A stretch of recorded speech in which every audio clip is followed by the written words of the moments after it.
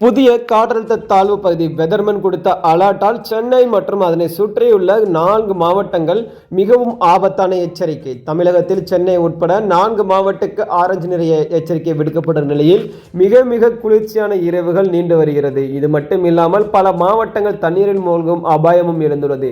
தற்போது குறைந்த காற்றழுத்த தாழ்வு நிலை வந்துள்ளது என தமிழ்நாடு வெதர்மன் பிரதீப் ஜான் தகவலை தெரிவித்துள்ளார். இது குறித்து வெதர்மன் இன்றும் நாளையும் பெய்த கனமழை கண்டு மகிழுங்கள்.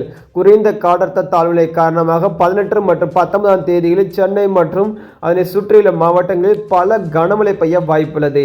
சென்னை கடற்கரையிலிருந்து 50 கிலோமீட்டர் தொலைவில் மேகங்கள் சூழ்ந்ததால் அடுத்த 1 மணி நேரத்தில் மிதமான மழை பெய்ய தொடங்கும். குறைந்த காற்றழுத்த தாழ்வு பகுதி KTCC கடற்கரை அருகில் வந்துள்ளது. இன்று நாளையும் சென்னையில் நல்ல மழை பெய்ய வாய்ப்புள்ளது. இன்று அடுத்து சில மணி நேரங்களில் முதல் மிதமான மழை வட சென்னையிலிருந்து தொடங்கி அதன் பிறகு நகரின் பிற பகுதிகளில் கனமழை பெய்ய வாய்ப்புள்ளது. அலுவலக மாணவர்கள் தங்கள் பள்ளிகளுக்கு தவறாமல் செல்லாமல் இதுவே கடைசி மழையாக இருக்கும் என்று எதிர்பார்க்கப்படுகிறது. ஆனால் சென்னை மட்டுமல்லாமல் அதனைத் தொடர்ந்து விழுப்புரம், கடலூர், அதனைத் தொடர்ந்து பல மாவட்டங்களில் இந்த கனமழையானது பெய்ய வாய்ப்புள்ளது. இதைத் தொடர்ந்து தென் தமிழக குமரியில் மட்டும் மழைக்கு வாய்ப்பு இருக்குது என கூறுகின்றனர். இந்த மழையை பொறுத்தவரை சென்னைக்கு மட்டுமே அதிகப்படியான வாய்ப்பு இருக்கிறது எனவும் ஒருவேளை ராணிப்பேட்டையிலும் சில இடங்களில் மழை பெய்யலாம் எனவும் முக்கிய தகவலை பிரதீப் ஜான் கொடுத்துள்ளார்.